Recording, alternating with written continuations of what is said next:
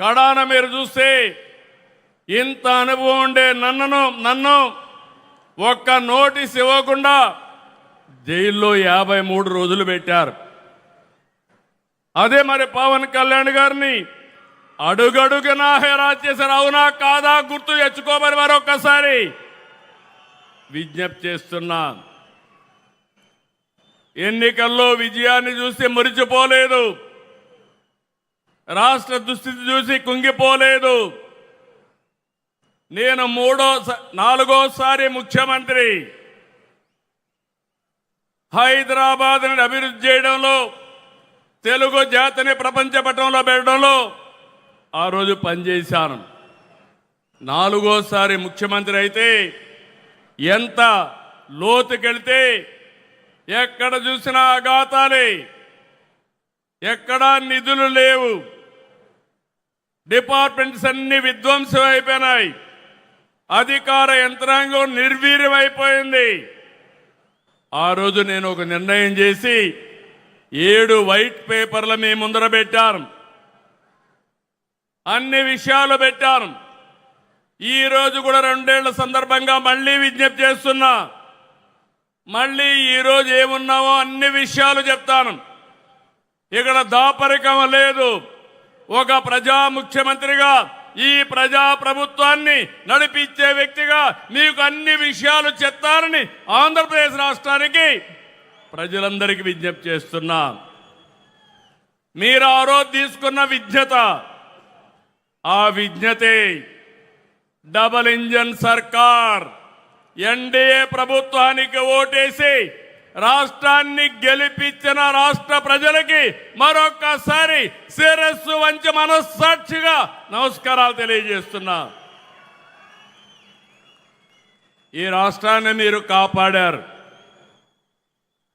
దేశం దూసుకెళ్తా ఉంది. ఆంధ్రప్రదేశ్ రాష్ట్రం విధ్వంసానికి గురైంది. విజ్ఞత చూపించారు. రాజకీయ పార్టీలు సమైక్యంగా పనిచేశారు. ఆ ఫలితమే ఈరోజు ఈ రాష్ట్రాన్ని రక్షించుకోగలిగాం. మళ్ళీ వెంటిలేటర్ పైన ఉన్న రాష్ట్రానికి కేంద్రం ఆక్సిజన్ ఇచ్చి బతికిచ్చిందని చెప్పి కూడా నేను మీకు తెలియజేస్తున్నా. నేను ఒక విషయం చెప్పాలి. రాత్రికి రాత్రి అన్ని చేసేశాం, అన్ని సాధించేశాం అని నేను ఎప్పుడూ చెప్పడం లేదు. ప్రతి ఒక్కరూ ఈ రాష్ట్రంలో గుర్తుపెట్టుకోవాలి. నేను గర్వంగా చెప్తాను, ఆ రోజు ఈరోజు ప్రజలందరూ కూడా శాంతియుతంగా ఉండగలుగుతున్నారంటే, లా అండ్ ఆర్డర్ ఉందంటే, మీ ఆస్తులకు రక్షణ ఉందంటే అది ఎన్డీఏతోనే సాధ్యమైందని మరొక్కసారి మీకు విజ్ఞప్తి చేస్తున్నా. ఈరోజు మీరు చూస్తే విధ్వంసైన వ్యవస్థల్ని ఎక్కడికక్కడ మళ్ళీ ఘాట్లో పెట్టే పని చేస్తున్నాం. దీనికి కేంద్రం సహకరించింది.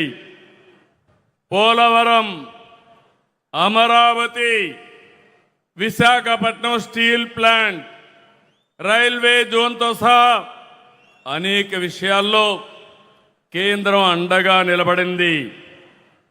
ఇంకో పక్క ఎన్డీఏ పాలనలో ఇటు రాష్ట్రంలో అటు దేశంలో అనేక కార్యక్రమాలు జరుగుతున్నాయి. మీరు ఒక విషయం గుర్తుపెట్టుకోవాలి. నిన్నే నేను చెప్పాను, 21st century belongs to Narendra Modiji. 2001లో ప్రధానమంత్రి అయ్యాడు. 2001లో గుజరాత్లో సీఎం అయ్యాడు. 2014లో ప్రధానమంత్రి అయ్యాడు. 25 సంవత్సరాలుగా వరుసగా ఎన్నికల్లో గెలవడమే కాకుండా ఓటమి ఎరగని నాయకుడు నరేంద్ర మోడీ గారని చెప్పి నేను మీ అందరికీ విజ్ఞప్తి చేస్తున్నా. అందుకే నేను ఒక మాట చెప్పాను, ఈ 20 అటు గుజరాత్లో కానీ ఇటు ఢిల్లీలో కానీ అనేక కార్యక్రమాలు చేయగలిగారు. 12 ఏళ్లు ఉన్నారు. 25 కోట్లకు పైగా ప్రజల్ని పేదరికం నుంచి విముక్తి కలిగించారు. 2014లో 91 కిలోమీటర్ల నేషనల్ హైవేలుంటే ఈరోజు 1,46,000 కిలోమీటర్లు తీసుకొచ్చారు. ఆ రోజు 74 ఎయిర్పోర్ట్లుంటే ఈరోజు 160కి పెంచారు. 11 కోట్ల మరుగుదొడ్లు కట్టారు. ఇంటింటికి కొళాయిలు ఇవ్వాలని 80% పూర్తి చేసే బాధ్యత తీసుకున్నారు. 160 వందే భారత రైళ్లు తెచ్చారు. 4 కోట్ల మంది పేదలకి ఇళ్ల నిర్మాణం చేశారు. ఇవన్నీ చిన్న విషయాలు కాదు. ఇటీవల మీరు చూశారు ఆపరేషన్ సింధూర్. కబద్దార్ ఎవరైనా మా జోలుకొస్తే ఏం చేస్తావో చేసి చూపించిన ఘనత నరేంద్ర మోడీ గారిది.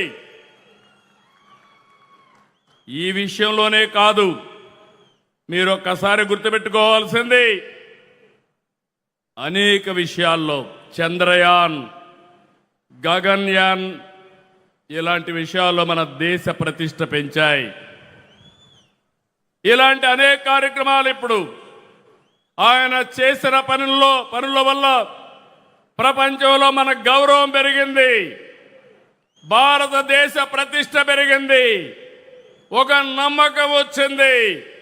2047కి తిరుగులేని శక్తిగా భారతదేశం తయారవుతుందని మరొకసారి విజ్ఞప్తి చేస్తున్నా. అవును అంటే గట్టిగా చప్పట్లు కొట్టి అభినందించండి ప్రధానమంత్రి గారిని. 2 దిక్కళ్ళ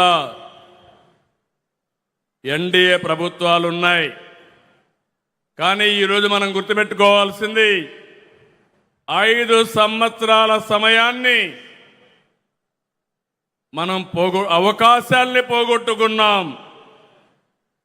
మళ్ళీ విధ్వంసం నుంచి ప్రారంభించాం. ఒక్కొక్క అడుగే ముందుకేస్తున్నాం. నేను మీ అందరికీ ఎన్నికల ముందు ఒకటే రాష్ట్ర ప్రజలందరికీ చెప్పాను. ఈరోజు కూడా ఈ సమావేశం మళ్ళీ ప్రజాసేవకు పునరంకితం కావడానికి ఈ సమావేశం మనం ఇక్కడ పెట్టుకున్నాం. ఏం చేశామో చెప్పాలి, ఏమి చేయలేకపోయామో కూడా చెప్పడానికి నేను సిద్ధంగా ఉన్నాను. విమర్శలకి ప్రతి విమర్శే కాదు, ఎవడైనా విమర్శలు చేస్తే సాక్ష్యాధారాలతో సహా వాళ్లకు చెప్పే శక్తి ఈ ఎన్డీఏకు ఉందని మరొక్కసారి మీకు విజ్ఞప్తి చేస్తున్నా.